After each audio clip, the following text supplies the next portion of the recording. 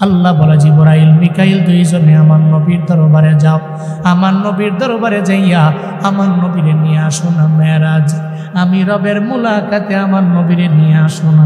একটা রাতের মধ্যে ঊর্ধ্বগমনে আমি আমার নবীরে তুমি নিয়ে আসো না, আমার নবীর মনটা ফ্রেশ হয়ে যাবে। আমি রবের মুলাকাত করার পরে, আমি রবের সাক্ষাতের পরে আমার নবীর মনটা রিফ্রেশ হয়ে যাবে।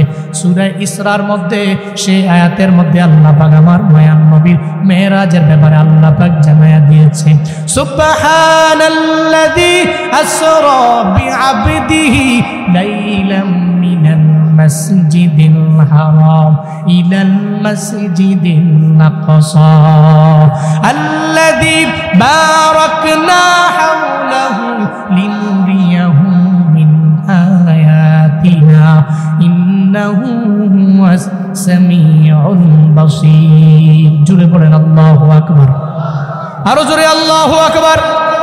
আল্লাহ পাক বলেন সুবহানাল্লাযী, পুত পবিত্রই রব, আল্লাযী আসরা বিআবদিহি লাইলাম মিনাল মাসজিদিল হারাম ইলাল মাসজিদিল আকসা, পুত পবিত্রই মালিক যিনি তার বান্দারে, তার প্রিয় মানুষটারে রাতের বেলা সফর করাইলেন মসজিদে হারাম থেকে মসজিদে আকসা। সফর করার সময় আল্লাযী বারাকনা লাহ, চতুর্পাশ হাওলাহু, আল্লাহ পাক বলেন আমি আল্লাহ ওনার জন্য আকসা চতুর্পাশটারে আমি আল্লাহ পরিপূর্ণ বরকত দিয়া ভরপুর বানায়া দিলাম। রাতের বেলা গভীর রাতে আমার মায়ার নবী উম্মে হানির ঘরের মধ্যে শুয়ে আছেন আমার নবী। হযরতে জিবরাইল আর মিকাইল উপর থেকে আমার মায়ার নবী যে ঘরের মধ্যে ওই ঘরের মধ্যে উপর দিয়ে আসলেন।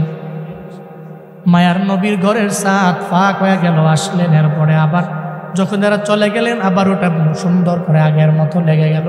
এরা আসার পর থেকেই লেগে গেল। মায়ার নবীকে আইসা ঘুম থেকে জাগাইলেন। নবী তাকায়া দেখে জিবরাইল মিকাইল ছাদ ভাগ করে আসলো। আসার পরে দেখে হঠাৎ করে আবার ছাদ আগের মতো লেগে গেল। মুহাদ্দিসিনে কেরাম বলেন শুরুতেই আল্লাহ পাক রব্বুল আলামিন আমার মায়ার নবীরে জানায়া দিলেন একটা অলৌকিক জিনিস আমি আল্লাহ শুরুতেই আপনারে দেখানোর মাধ্যমে জানায়া দিলাম। আজকে রাতটা হলো আপনার জন্য অলৌকিক রাত। জমজমের পানি এত পরিমাণে দাম বেড়ে গেল। কোন মুহাদ্দিসরা বলেন কাউসারের পানির চাইতেও জমজমের পানির দাম আমার মাওলার দরবারে বেশি। কেন এত পরিমাণে বেশি? আল্লাহ তো পারতেন কাউসারের পানি দিয়ে দিয়ে আমার মায়ার নবীর হৃদয়কে ধোয়ার জন্য, কিন্তু আল্লাহ ধন্যাই জমজমের পানি দিয়ে আল্লাহ আমার মায়ার নবীর হৃদয়টাকে ধুইলেন, পরিষ্কার করলেন। জমজমের পানি যদি পাও বান্দা তুমি দাঁড়ায় দাঁড়ায় পশ্চিম দিকে ফিরে আমার রবের উপরে তাওয়াক্কুল করে নিয়ত হইয়া পান করো। এই পানির এত দাম, নিয়ত করে খাইবা। ইমান অনুযায়ী আল্লাহ তোমার মনের আশা পূরণ করবে। হৃদয়টাকে বের করলেন। দুইটা পেয়ালা জিবরাইল মিকাইল নিলেন। কয়টা? দুটো পেয়ালা নিলেন। দুটো পেয়ালাতে একটা পেয়ালাতে নবীজির হৃদয়টাকে রাখলেন, আরেকটা পেয়ালাতে ঈমান আর হিকমতটাকে রাখলেন। মনের মধ্যে করুই কান্দির মানুষের প্রশ্ন জাগতে পারে, দুইটা পেয়ালার মধ্যে একটা পেয়ালার মধ্যে নবীর কলবটাকে রাখছে, ভাবা যায়, এটা চিন্তাও করা যায়। ঈমান আর হিকমত এত পরিমাণে দামি এক সম্পদ। ঈমান আর হিকমত বান্দা তুমি দেখতে পারবা না, দেখা যায় না, ছোঁয়া যায় না, ধরা যায় না। একমাত্র আমার রবের যারা ওলি হয়ে যায়, মানুষের ভিতরে ঈমান কতটুকু আছে, হিকমত কতটুকু আছে, এরা দেখলেই বলে দিতে পারে। আউলিয়ারা কারে উকবা ইখতিয়ার, জাহেলারা কারে দুনিয়া ইখতিয়ার। মাইলে মুমিন সুয়ে মুমিন মিশাওয়াত, মাইলে কাফির সুয়ে কাফির মিশাওয়াত। নবীজি দুইটা পেয়ালার মধ্যে রাখলেন, একটাতে কলব আর একটার মধ্যে রাখলেন ইমান, আর এক মধ্যে দুইটা পেয়ালার মধ্যে রাখার পরে এরপরে সুন্দর করে ধুইলেন, আবার ফিট করে দিলেন। এরপরে আমার মায়ার নবীর সামনে বুরাক হাজির হয়ে গেল। লম্বা চড়া বলবো না, সংক্ষেপ করে বলবো রে বাপ। বুরাক নবীর দরবারে আসলেন, এরপরে জিবরাইল উঠলেন, আমার মায়ার নবীরে উঠানো হলো। এরপরে মিকাইল উঠলেন, বুরাকের মাধ্যমে রওয়ানা। বুরাক তার দুইটা চোখ দিয়া যত দূর দেখে অত দূর পর্যন্ত একটা কদম ফালায়, চিল্লায় পড়া যাবে কি মারহাবা। নবী কি নিয়ে রওয়ানা। একটু দূর যাওয়ার পরে হযরত জিবরাইল বলে, বুরাক থামো। নবীজিকে নাম বলেন, নবীজিকে বললেন, সল্লি হুনা রাকাতাইন, 2 রাকাত নামাজ আপনি এখানে পড়েন। সুবহানাল্লাহ পড়বেন না, 2 রাকাত 2 রাকাত নামাজ আপনি এখানে পড়েন। নবীজি 2 রাকাত নামাজ আদায় করলেন। দেখলেন ডানে বামে সামনে পেছনে খেজুরের গাছের অভাব নাই। কি গাছ? খেজুরের গাছ। খালি ডানে খেজুর, বামে খেজুর, সামনে পেছনে খালি খেজুর গাছ। 2 রাকাত নামাজের পরে আমার মায়ার নবী বলে, জিবরাইল এটা কোন জায়গা? বলে নবী এটা হলো ইয়াসরিব। কি ওই সময় কি? ইয়াসরিব। আজ থেকে কিছুদিন পরে আল্লাহ পাক মক্কা থেকে হিজরত করে আপনার এই জায়গার মধ্যে নিয়ে আসবে। তবে আপনি আসার পরে এই জায়গার নাম ইয়াসরিব থাকবে না, এই জায়গার নাম হবে মদিনা মুনাওয়ারা। কি হবে? ইয়াসরিবে নামে তুমি ছিলে অলক্ষণের দেশ, বড়ই মারাত্মক ছিল তোমার পরিবেশ। নবীর ছোঁয়া পেয়ে তুমি সোনার মদিনা, নবীর ছোঁয়া পেয়ে তুমি শাহে মদিনা। সবই ভুলিব কিন্তু তোমায় ভুলতে পারি না, সবই ভুলিব কিন্তু তোমায় ভুলতে পারি না। সোনার মদিনা আমার প্রাণের মদিনা, সোনার মদিনা আমার প্রাণের মদিনা। সবই ভুলিব কিন্তু তোমায় ভুলতে পারি না, সবই ভুলিব কিন্তু তোমায় ভুলতে পারি না।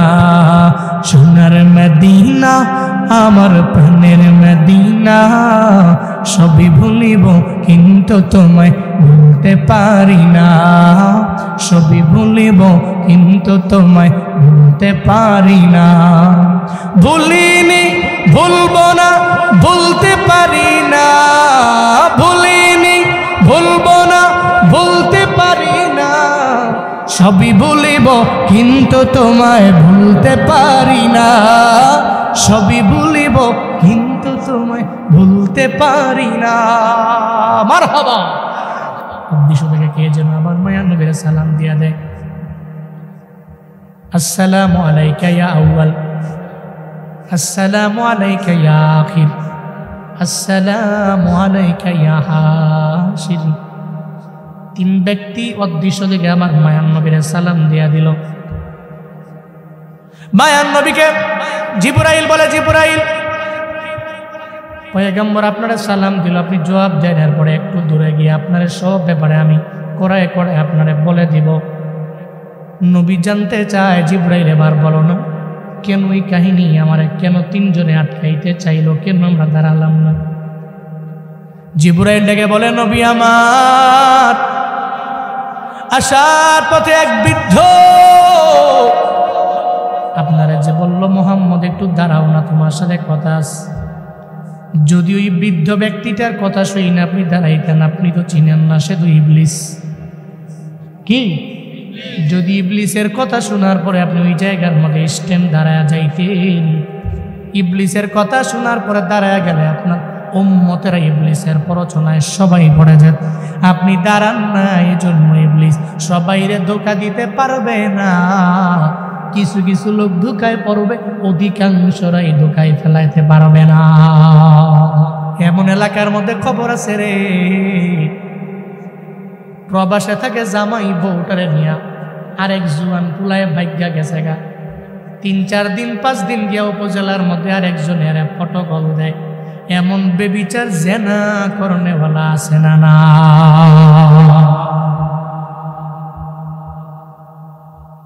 মায়ার নবীরে বললেন, জিবরাইল বললেন, ও নবী আমার, তবে আপনার উম্মতের মধ্যে কিছু থাকবে ইনজিলের জমা হলো আনাজ। ইনজিল দিয়া যেমন গাড়ি চলে, আপনার উম্মতের মধ্যে কিছু আনাজিল উম্মত থাকবে, যে উম্মতেরা জীবনে জেনার মধ্যে লিপ্ত হবে না, ব্যভিচারের মধ্যে লিপ্ত হবে না।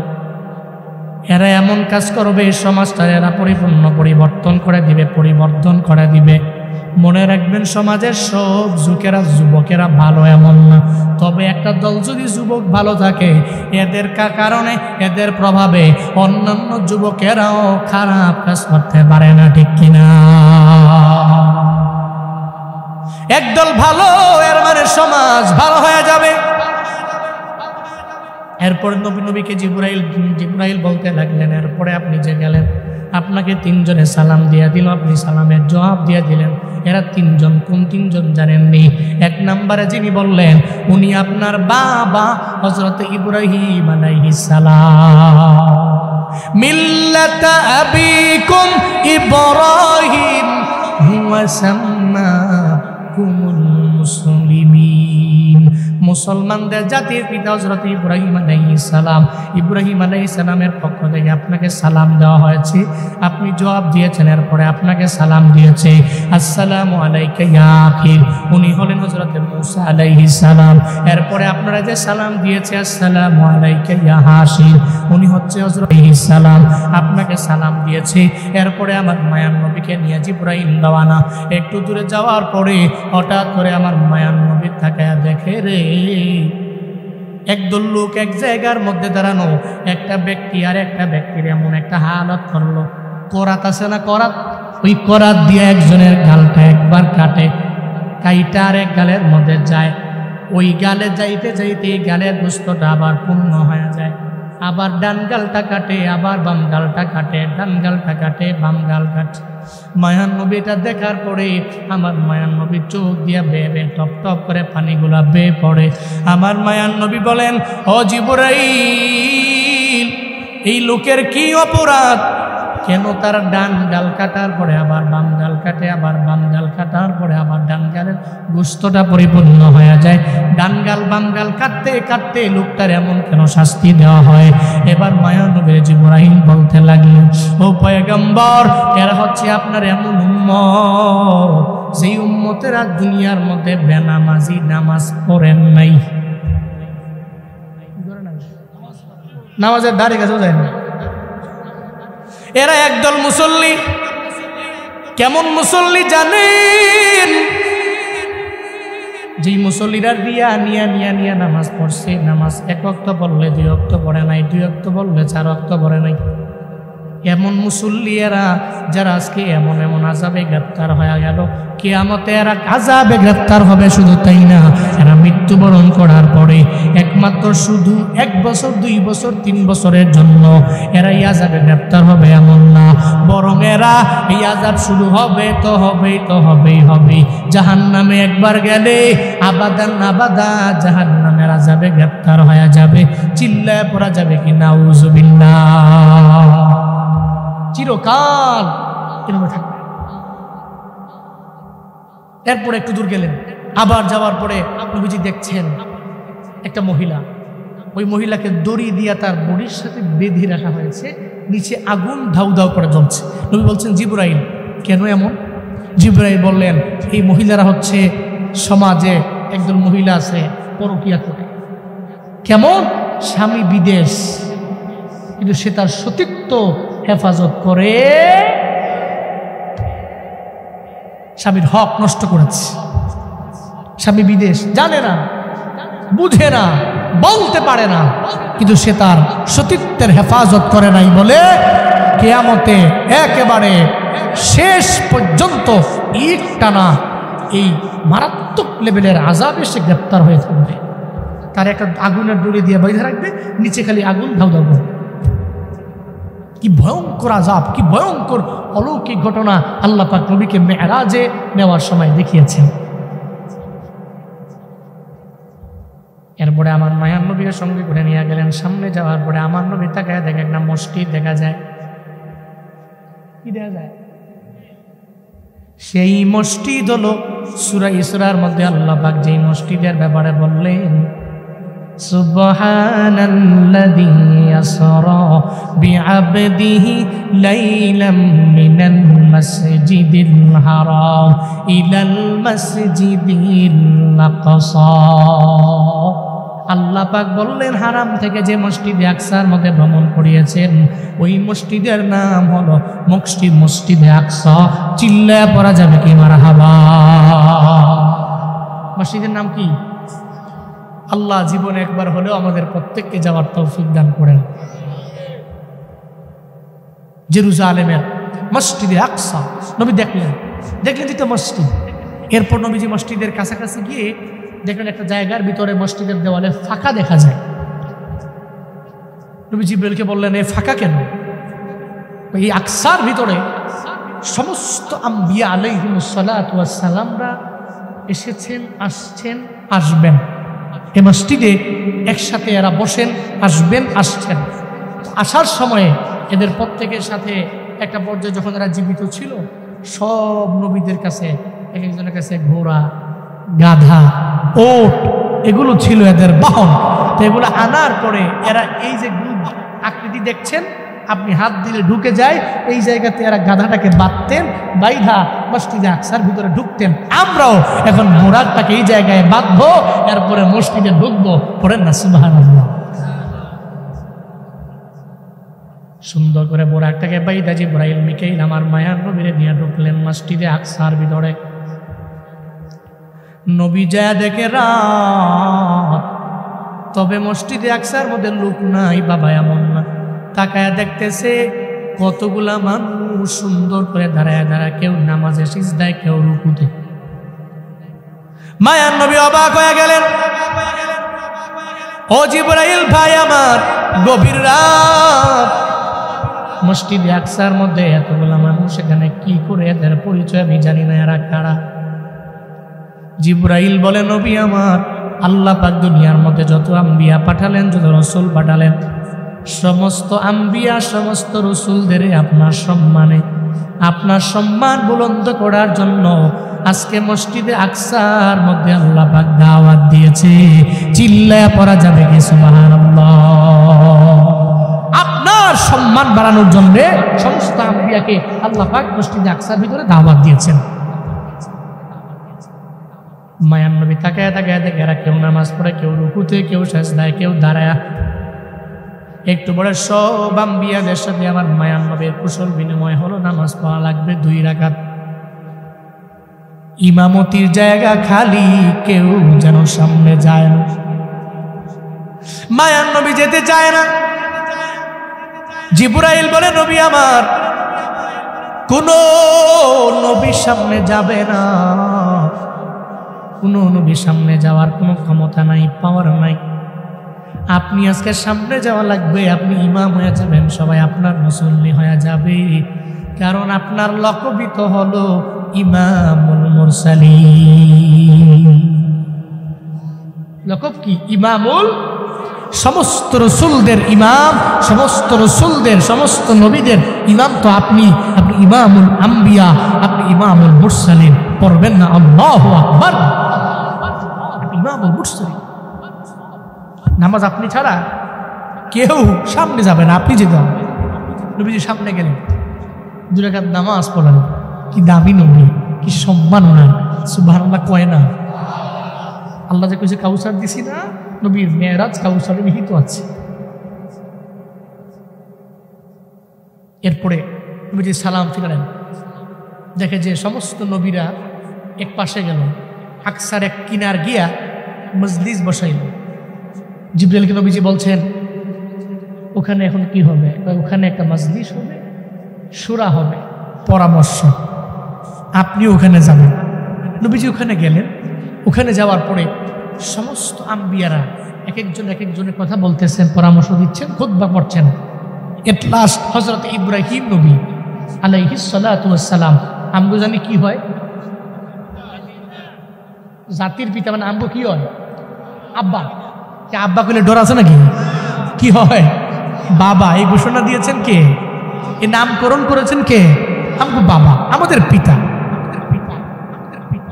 হযরত ইব্রাহিম নবী বলে আমরা সবাই খুতবা দিলাম, এখন আমার সন্তানের পালা। সন্তান হলো আমার মুহাম্মদ এখন খুতবা দিয়া দিবে।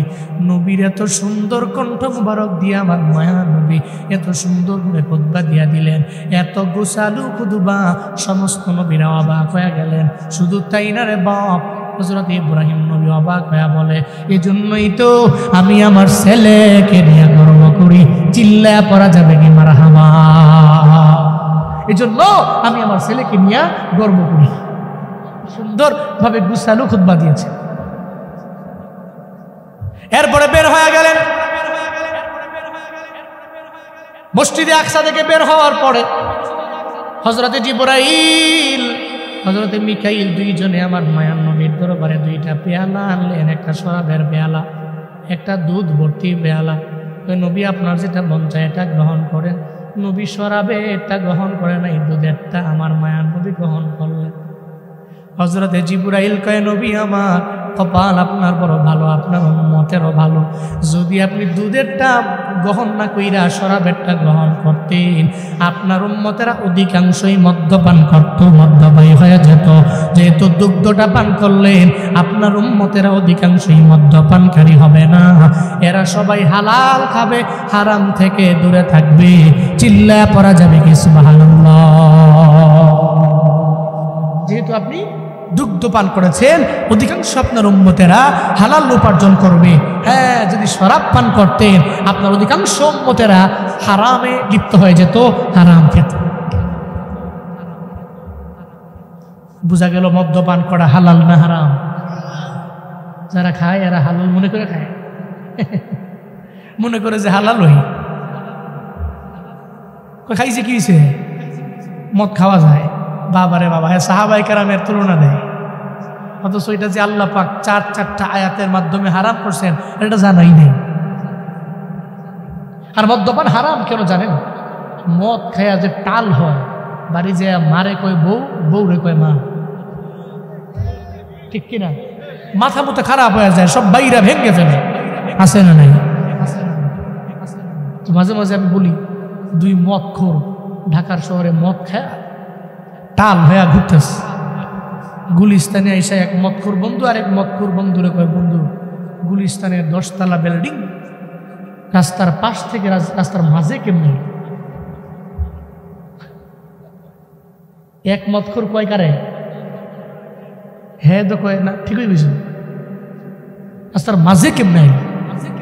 দুইজনে তো চিন্তায় পেরেশান। আরে খেয়েছে, যদি রাস্তার মাঝ থেকে এটা পাশে না নেওয়া যায়, কালকে তো বাস এসে অ্যাক্সিডেন্ট করে। কি চিন্তায় না? চল তাহলে ধাক্কায় সোজা করে দিই। 10 তলা বিল্ডিং ধাক্কায় সোজা করে দিচ্ছ। দুইজনে মিলা 10 তলা বিল্ডিং ধাক্কানি শুরু। খামখেয়ালি বিষয় না কিন্তু। 5 মিনিট ধাক্কায় আর শরীরে ঘাম দিয়ে লিস। তো বন্ধু কয়, বন্ধু 5 মিনিট ধাক্কাইলাম, ঘাম তো দিয়ে লিস, কি করবি? কয় চল তাহলে কাপড় চোপড়টি খুললা পরে ধাক্কাই। এবার কাপড় চোপড় খুললা রাস্তার এক পাশে রাইগা আবার ধাক্কানি শুরু। কয় দম দিস না, যদি কোনোভাবেই ফজরের আগে এই বিল্ডিং ধাক্কায় সোজা না করা যায়, কালকেই বাসায় এসে অ্যাক্সিডেন্ট হবে। ঠেল, কাপড় চোপড় রাইখা ঢেলতাস। এদিকে গুলিস্তানের ছেত্রা সরে এই কাপড় চোপড় দিকে গেলিস। গুলিস্তানের ছেত্রা সুর হলো এমন চোর, হে যা পাইছে তাই এনাফ। 2টা পাইলে কে দেয়? হ্যাঁ, এক কাপড় চোপড় পাইলাম, বহুদিন চুরি টুরি করতে পারি না, এই কাপড় চোপড় লইয়া হয়ে গেছে। হেরা তো ঠেলতাস। একটা পর্যায়ে কত না 10 তলা বিল্ডিং ঢেলন যায়, বুঝলেন? খাম খেয়ালি বিষয় না তো, বহুত কষ্টের কাম তো। এটা কি লড়বে? ঠেলতে ঠেলতে একটা পর্যায়ে 40-50 মিনিট ঠেলার পরে এক বন্ধু আরেক বন্ধুর উপর, বন্ধু আমরা বহুত ঠেলছি, বহুত ধাক্কায় মনে হয় বহুত লইছি। আরে কি কোস না কোস, বহুত লইছি। কেন বুঝলি? আমার কাছে মনে হয় গুলিস্তান থেকে আর ঠেলতে ঠেলতে এটারে আমরা সাইনবোর্ড পর্যন্ত লইছি। আরে কি কয়? তাহলে ফ্যাশনে তাকায়া দেখ, যেই রাস্তার মধ্যে কাপড় চোপড় রাখছিলাম ওই রাস্তাই তখন দেখা যায় না।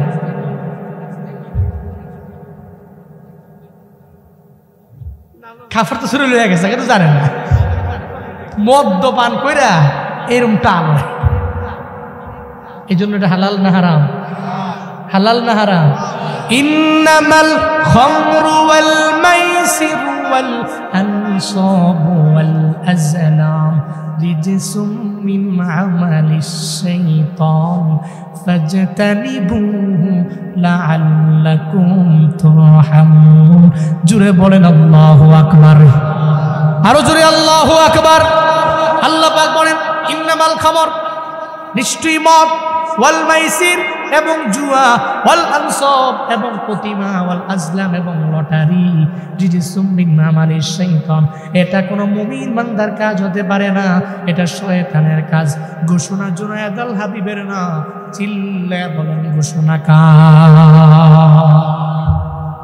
এজন্য মদ্যপান হালাল না হারাম?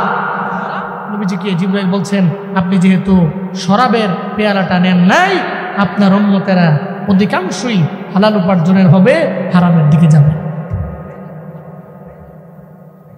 এরপর জিবরাইল বলে এবার দুনিয়া বিলাইনের সফর শেষ হয়ে গেল। কি ও রাত বেশি হয়ে গেছে? হ্যাঁ হ্যাঁ হ্যাঁ, শেষ করে দেবো, দোয়া দিয়ে দেবো, অনেক রাত হয়ে গেছে। এরপরে কয় দুনিয়া বিলাইনের সফর শেষ, এবার ও পড়ে সুবহানাল্লাহ পড়বেন না? কোন দিকে? ওপরে। প্রথম আসমান বরাবর গিয়ে হযরতে জিবরাইল নক করে, আমি জিবরাইল হাজির হয়ে গেছি, পারমিশন দাও, আমি জিবরাইল হাজির হয়ে গেলাম। এখান থেকে প্রত্যেকটা উম্মতে মুহাম্মদের জন্য একটা শিক্ষা আছে রে বাবা। যদিও পারমিশন আছে, এরপরেও পারমিশন নেওয়া লাগবে। মায়ের রুমের মধ্যে ঢুকার আগেও মায়ের কাছ থেকে আগে দরজায় করা নাড়ো, নক করো, মা তুমি আসতে পারি কিনা, এরপরে মায়ে যদি বলে আসো এরপরে ঢুকো। ঘরের মধ্যে তো এখন পারমিশন নেয় না, অনুমতি নেয় না, গিয়েই দরজা ধাক্কা দিয়া ঢুকা পড়ে। আছে না নাই? ভাবি ভাবি ভাইয়ে ঘরে আসেন, একটু ঢুকে গেছে না? এটা আছে না নাই? না না, এটা করা যাবে না, ইসলাম এটা বলে নেই।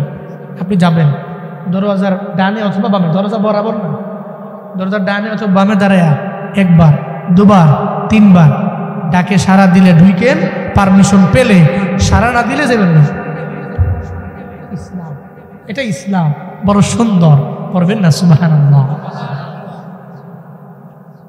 জিবরাইল পারমিশন নেওয়ার জন্য প্রথম আসমানের মধ্যে গিয়ে পারমিশন চাইলেন। কে তুমি? কই আমি জিবরাইল। কারে নিয়ে আসছো? কই আখিরি জামানার পয়গম্বর মদিনাওয়ালা নবীরে নিয়ে আইস। দরওয়াজা ওপেন করে দেওয়া হলো। প্রথম আসমানের মধ্যে নবীজি গেলেন। যাওয়ার পরে তাকায় দেখে একজন মুরব্বী মানুষ, ওনার ডানে কতগুলা রু আছে, বামে কতগুলা বালক আছে। ডানে বালক বামে বালক। উনি ডানে তাকাইলে হাসে, বামে তাকাইলে উনি কান্দে। মায়ান নবী বড় অবাক। জিবরাইলে বললেন, জিবরাইলটা কে? কয় এটা আপনার বাবা হযরতে আদম আলাইহিস সালাম। কি নাম? আমগো কি বাবা? কি ডরান নাকি আপনারা? আমগো আব্বা। আব্বা আব্বা আব্বা ঘোষণা আল্লাহ দিয়েছে। কে দিয়েছেন? তোমাদেরকে আমি একটা আত্মা থেকে বানিয়েছি। ইত্তাকু রাব্বাকুম আল্লাযী খালাকাকুম মিন নাফসিন ওয়াহিদা ওয়া খালাকা মিনহা যাওজাহা ওয়া বাসসা মিনহুমা রিজালান কাসীরা ওয়া নিসা। বানাইছি একটা আত্মা আদম, এরপরে ওনার থেকে হাওয়া, এরপরে দুইজন থেকে পৃথিবীর সমস্ত পুরুষ আর নারী আমি আল্লাহ সৃষ্টি করেছি। মায়ান নবী হযরতে আদম নবীর দরবারে গেলেন। যায় কয়, আদম নবী আমার পক্ষ থেকে সালাম নেবেন। ডানে আপনি তাকে হাসলেন, বামে তাকে কাঁদলেন কেন? হযরতে আদম নবী আমার মায়ান নবীরে জানাইয়া দিলেন, ডানে তাকাইলাম, যেই বালকগুলো আছে এরা আমার সন্তান, বামের গুলো আমার সন্তান। তবে এরা আসহাবুল ইয়ামিন, এরা হলো আসহাবুল ইয়াসার। এরা সব জান্নাতি, এরা সব হলো জাহান্নামী।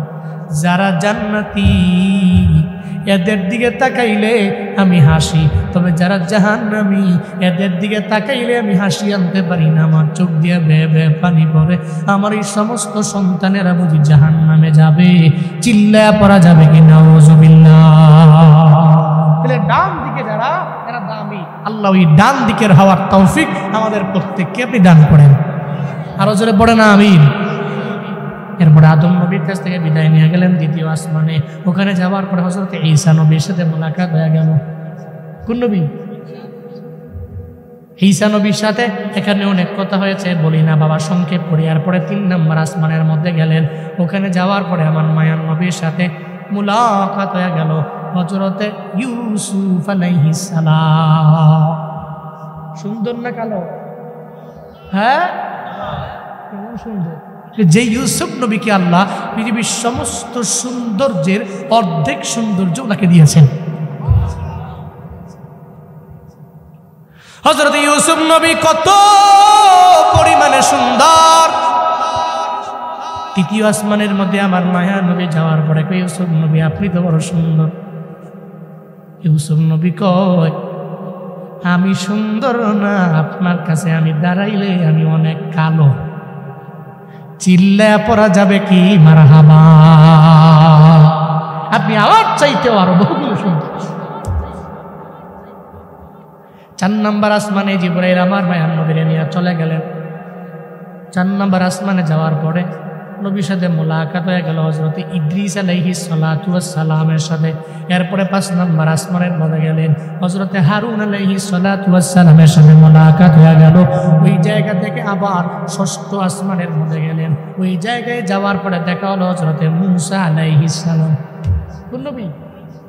মূসা নবী। মূসা নবীর সাথে সাক্ষাৎ হওয়ার পরে মূসা নবী ধৈর্য নবীর দেখলে কেঁদে দিলেন। নবীজি অবাক, আরে মূসা নবী আমার দেখে কাঁদলেন কেন? মূসা নবী কয়ে, আমার উম্মত ছিল বনি ইসরাইল, আমি মনে করতাম আমার উম্মতেরাই সবচেয়ে বেশি জান্নাতি হবে, এটা আমি মনে করতাম। কিন্তু আপনি এবং আপনার উম্মতেরা সবচেয়ে বেশি সবার আগে জান্নাতে যাবে এবং সবচেয়ে বেশি জান্নাতি হবেন। এই জন্য দুঃখে ব্যথিত হয়ে আমি কাঁদতাছি। কি দামি আমরা, কি দাম আমাদের। এরপরে উম্মত বুঝে না, এরপরে উম্মত নবীর সুন্নতের উপরে আমল করে না, এরপরে উম্মত 5 ওয়াক্ত নামাজে যায় না। কি দামি আমরা। মূসা নবী কাঁদছেন। একটা তো ব্যথা আছেই, আল্লাহর সাথে মুলাকাতের জন্য মূসা নবী জীবনের চেষ্টা কম করে নাই। সিনাই পর্বতে দাঁড়ায় আছে, আল্লাহ নেননি, কিন্তু নবীকে সসম্মানে সমস্ত নবীদের সাথে মুলাকাত করায়া আল্লাহর সাক্ষাতে আল্লাহ পাক নিয়ে গিয়েছে। 6ষ্ঠ আসমান। এরপরে 7ম আসমানে গেলেন। ওখানে যাওয়ার পরে সাক্ষাৎ হলো জাতির পিতার সাথে, হযরত ইব্রাহিম আলাইহিস সালাম। এরপরে সিদরাতুল মুনতাহা, এরপরে কলমের সাউন্ড পেলেন। এরপরে আরশে মুআল্লায় গেলেন। পড়েন না সুবহানাল্লাহ। ইনদা সিদরাতিল মুনতাহা গেলেন। সুম্মা দানা ফাতাদাল্লা ফাকানা কাবা কাউসাইনি আও আদনা। চিল্লা পড়া যাবে কি আল্লাহু আকবার। দুই ধনুকের মাথাগুলো আনলে যেমন কাছাকাছি হয়, আল্লাহ এবং নবী এত কাছাকাছি গিয়েছেন। সাক্ষাৎ শেষ। জান্নাত দেখালেন, জাহান্নাম দেখালেন, বহু কথা এখানে আছে, আমি বলতে গেলে অনেক সময় লাগবে। জান্নাত দেখালেন, জাহান্নাম দেখালেন। দেখে একবার যাওয়ার সময় কিছু হাদিয়া দিয়ে দিই। কি হাদিয়া? নামাজ নিয়ে যান উম্মতের জন্য। কি নিয়ে যান? কি নিয়ে যান? নামাজ নিয়ে যান। কয় ওয়াক্ত? 50। আল্লাহু আকবার। যদি 50 ওয়াক্ত নামাজ আমরা থাকতো দিনে,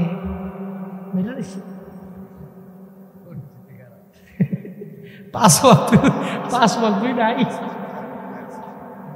আজকে আস্তে আস্তে যখন আমি এই বয়ান দেখছিলাম আর আমার গাড়িতে বলতেছিলাম, নবীজি এরপরে ওখান থেকে আসলেন 6ষ্ঠ আসমানে মূসা নবীর কাছে। আওয়ার পরে মূসা নবী তো একটু অন্যরকম নবী। কেউ আল্লাহ কি দিছে হাদিয়া?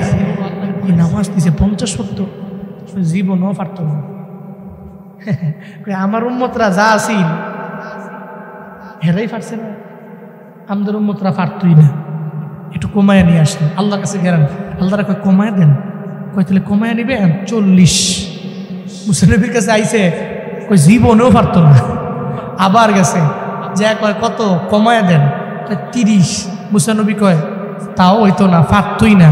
আল্লাহ কয় তাহলে 20, কয় না তাও হইতো না। মুসা নবী কয় আবার যান, এরপরে কয় 10, কয় না তাও পারতো না।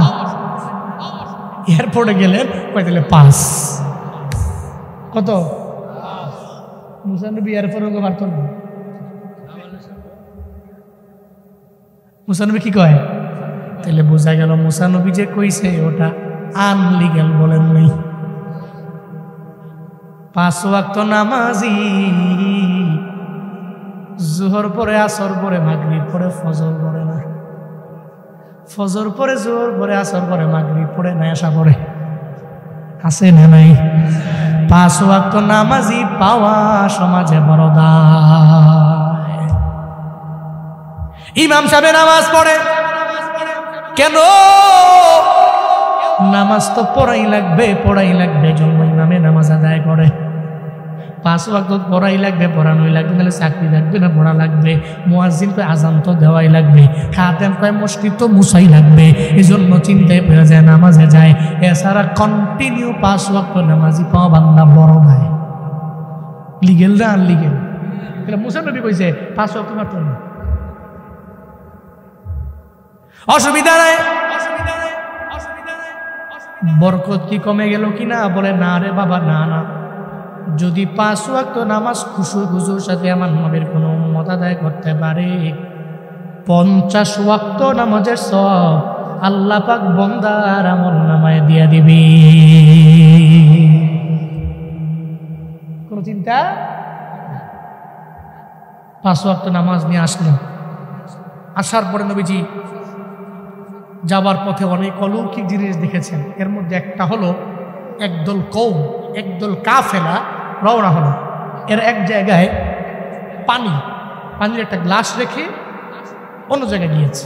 তো নবী আসার সময় ওই পানি পান করে নবী চলে আসছে, কিন্তু কাফেলার কেউ কিন্তু এটা জানে না। একটা অলৌকিক দৃশ্য দেখে নবীজি আসলেন, বাইতুল্লাহ আসলেন। ওখানে আসার পরে ফজরের নামাজের সময়ও নবীজি বলতে লাগলেন, এই এই কাহিনী হয়েছে, এই এই জায়গায় আমি গিয়েছি, আকসা পর্যন্ত আমি ভ্রমণ করেছি। আবু জাহালের শুনে তো মাথা গরম, মুহাম্মদ কই কি? এদের তো আর নবীর প্রতি কোনো প্রেম নাই, ভালোবাসা নাই, ঈমান নাই, ইয়াকিন নাই, বিশ্বাস নেই। মুহাম্মদ এতদিন মনে করছিলাম মোটামুটি পাগল হয়ে গেছে, এখন পুরাই পাগল, চিল্লা পড়া যাবে কিনা আউযুবিল্লাহ বলতেছে, নবীকে নিয়ে কটূক্তি করতেছে, নবীর নিয়ে ব্যঙ্গ করে, নবীর নিয়ে কটূক্তি করে। আবু জাহাল বাড়ে। আবু জাহাল কই সুযোগে আবু বকরের অন্তর থেকে মুহাম্মদের প্রেমটাকে দূরে সরে নেওয়া যায়, দৌড়ে চলে গেলেন আবু বকরের দরবারে।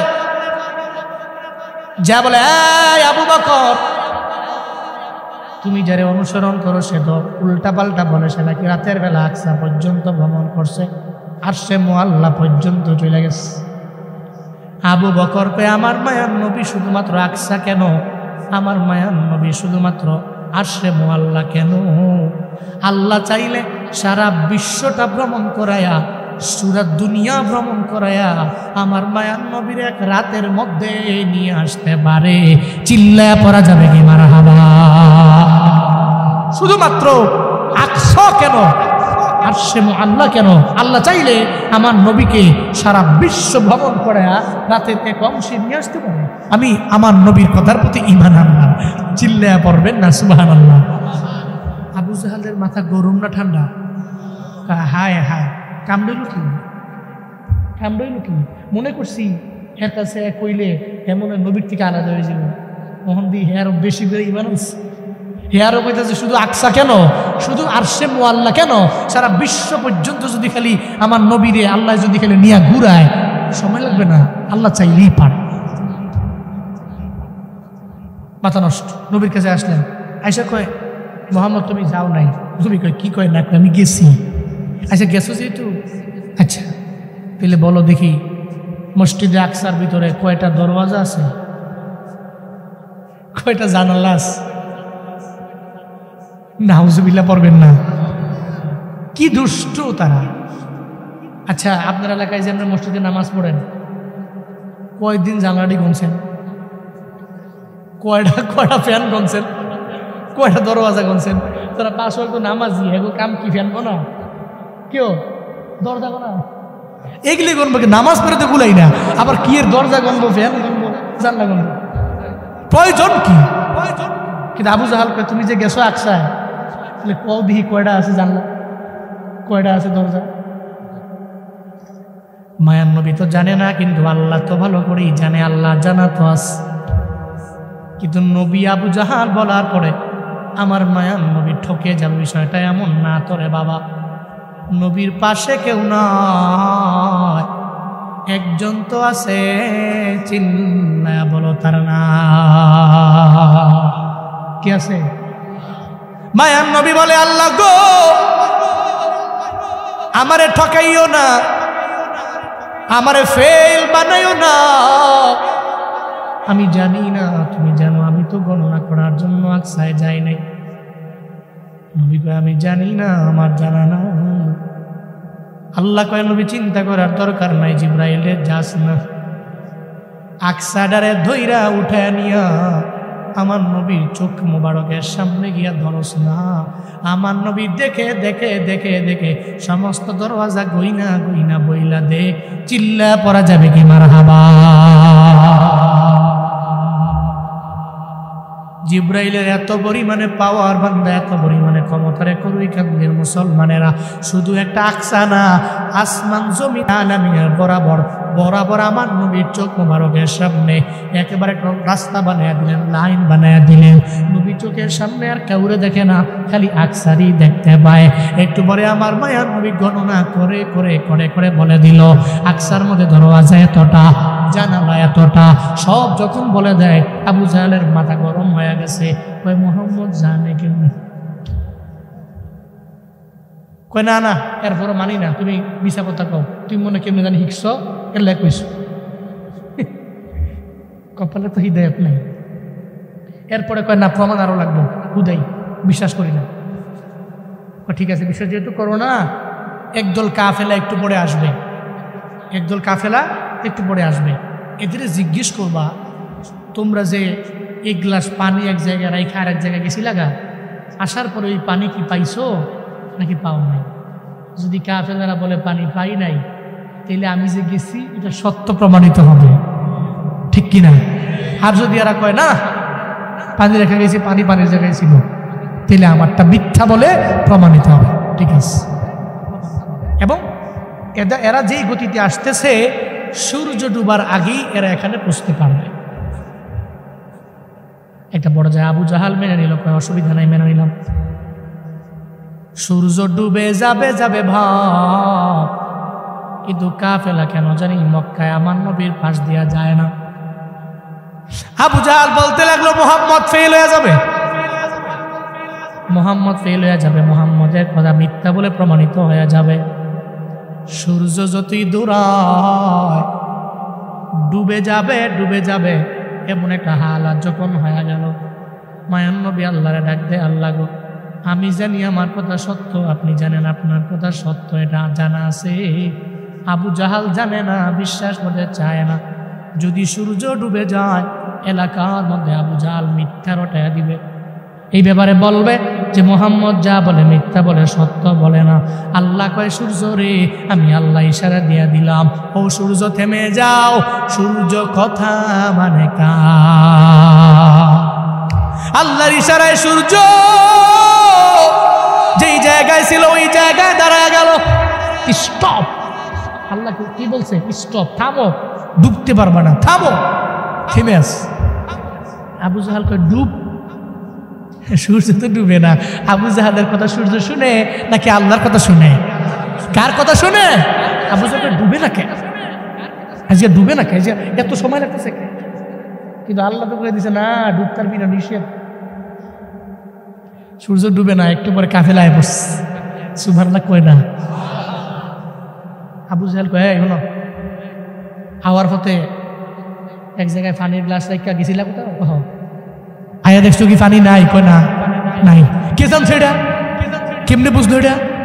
আমরা তো এই পানি কে খাইলো, এটা কে নিল, রাইখা গেলাম যাওয়ার সময় পানি, আয়া দিই পানি নাই, এটা জানলো কেডা? ওই যে মুহাম্মদ কয় দিলে আমরা সবাই ওনার হাতে কালেমা পড়ে মুসলমান হলাম। লা ইলাহা ইল্লাল্লাহ মুহাম্মাদুর রাসূলুল্লাহ সাল্লাল্লাহু আলাইহি ওয়াসাল্লাম। এরপর আবু জাহেলের ডানে বামে বহুত কাফের, না মুহাম্মদই সত্য, হে মুহাম্মদ আমরা সবাই তোমার হাতে কালেমা পড়ে মুসলমান হয়ে গেল। কপালে তো হিদায়াত নাই আবু জাহেলের। আবু জাহেলের পরে কি কয়? তোমার কথা আমি মানি না। সূর্য এতদিন পর্যন্ত আগে ডুবা যায়, আজকে ডুবে নাই, তুমি মনে হয় সূর্যের ভিতরে জাদু করছো। নাউজুবিল্লাহ কইতেন না। কপালে যার হিদায়াত নাই ও জীবনেও পাবে। নবীজির মেরাজ, আল্লাহ পাক নবীকে এই মেরাজে নিয়েছেন, এই অলৌকিক ঘটনা নবীর জীবনে ঘটিয়েছেন। আল্লাহ পাক বলছেন আমি আপনাকে কাউসার দিয়েছি, চিল্লায়া পড়বেন কি আল্লাহু আকবার। কাউসার দিয়েছি। এরপর আল্লাহ পাক নবীকে বলছেন ফাসল্লি লিরাব্বি, আপনার রবের জন্য নামাজ পড়েন, রবের জন্য আপনি কুরবানি করেন। ইন্না শানিয়াকা হুয়াল আবতার, আপনাকে যারা নিঃসন্তান বলে, আবতার বলে গালি দেয়, আপনার সন্তান থাকবে না নাম নেওয়ার মতো, এটা বলে যারা গালি দেয়, বস্তুত এদেরই নাম নেওয়ার মতো কেউ থাকবে না। কিন্তু আপনার নাম নেওয়ার মতো ঔরসজাত সন্তান না থাকলেও আপনার উম্মতেরা থাকবে যারা আপনার জন্য চিরজীবন কিয়ামত পর্যন্ত চোখের পানি ফালায়া ফালায়া কান্না করবে। সূরা কাউসার থেকে 1 নম্বর শিক্ষা হলো নবীজির শান, নবীজির মান অনেক উঁচু। জীবনে কোনোদিন আমরা এই শান মানের উপরে আঘাত করে কোনো কথা ভুলেও বলবো না। আসি তো ইনশাআল্লাহ। 2 নম্বরে আল্লাহর জন্য নামাজ পড়বো, আল্লাহর জন্য কুরবানি করব। যারা নবীকে আবতার বলেছে এদের তো পদাঙ্ক অনুসরণ করা যাবেই না, উল্টা যারে ফলো করব তিনি মুহাম্মদ, আমার নবীকে ফলো করে জিন্দেগিটা কাটায় দিব, ওনার আদর্শের মালা গলায় লাগাইয়া চলবো। আল্লাহ আমাদের সবাইকে সূরা কাউসার থেকে শিক্ষাগুলো বাড়িতে নিয়ে বাস্তব জীবনে আমল করার তৌফিক দান করেন। সকলেই মন থেকে চিল্লায়া পড়ে না আমিন, আর একটু আওয়াজ করে পড়ে না আমিন।